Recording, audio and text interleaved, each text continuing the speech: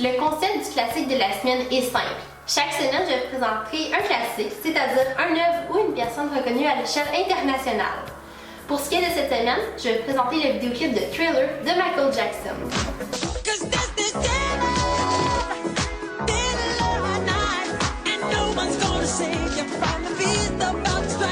Vous vous demandez sans doute en quoi cette vidéo du King de la Pop est liée au maquillage. Eh bien, c'est simple, c'est la transformation des acteurs en zombies grâce à cet art. Pour vous mettre un peu en contexte, la chanson Thriller fut son apparition sur l'album du même nom en 1983. Ce succès figure sur le même disque que Bill It et Billie Jean, deux autres best-sellers de l'artiste. Pour ce qui est du vidéoclip, il fut son apparition le 2 décembre 1983. C'est la chaîne de télévision MTV qui a eu l'honneur de présenter la chanson, et c'est d'ailleurs le seul vidéoclip que la chaîne a décidé de financer. Le visuel de la chanson était considéré comme un court-métrage, puisque la durée est près de 14 minutes, ce qui était inédit pour l'époque. C'était le premier vidéoclip à être aussi long.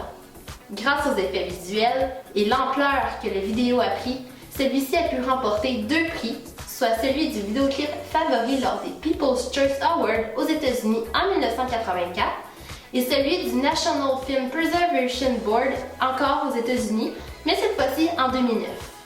C'est entre autres le premier vidéoclip à recevoir ce prix. I don't want to take up much time. I just want to say thank you and I love you all. Le directeur du vidéoclip est nul autre que John Landis, connu entre autres pour Blues Brothers, Coming to America et An American Werewolf in London. C'est après avoir vu ce dernier que Michael Jackson voulait absolument avoir Landis comme directeur pour son clip Thriller. Il trouvait que les effets étaient réussis et voulait avoir cette tournure pour son vidéo. Le directeur a alors accepté la proposition, ce qui a été une bonne décision due à l'ampleur que le court-métrage a pris au cours des dernières décennies.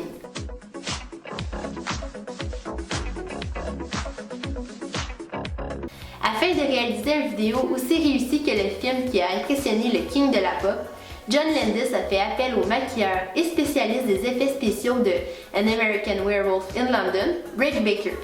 Son parcours impressionnant n'a fait aucun doute qu'il était l'homme idéal pour ce travail. Ce professionnel étant aujourd'hui connu pour sa participation pour les films tels que Men in Black.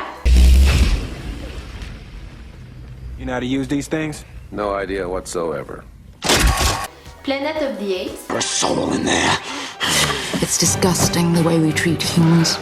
The Grinch. You're the Grinch! Et The Ring. Quand Baker s'est fait demander d'être le maquilleur du vidéoclip, il n'était pas partant sur le coup. Sa raison? Le fait que les acteurs et Michael doivent être assis pendant plusieurs heures sur la chaise sans bouger. Don't you? Really? Évidemment, le célèbre maquilleur a fini par accepter. 20 makeup artists all working. Ce qui rend les zombies de Thriller crédibles sont tous les différents effets spéciaux utilisés grâce au maquillage. Rick Baker a passé des heures et des heures à mettre sa créativité en œuvre sur les différents acteurs ainsi que Michael Jackson, afin qu'on voit ceux-ci ressemblent à de vrais zombies. Le chanteur a dû aller à la boutique de Baker afin de se faire mouler le visage dans du plâtre pour ensuite créer son masque en latex qu'il portera lors du vidéoclip. Afin de voir à quoi ressemblerait l'artiste en loup-garou après tous les effets ajoutés, le maquilleur a produit différentes acétates. La première avec la photo de Jackson et les suivantes avec divers effets ajoutés. Des verres de contact, une prothèse, un masque et une perruque.